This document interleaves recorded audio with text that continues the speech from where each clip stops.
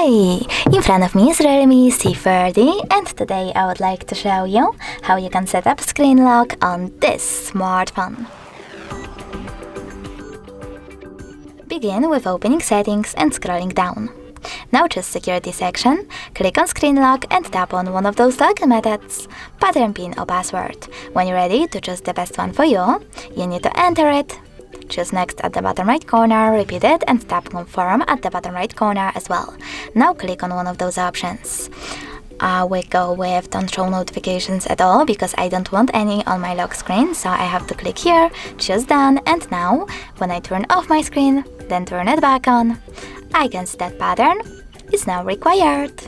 Thanks so much for watching. If you enjoyed this video, don't forget to leave a like, comment and subscribe.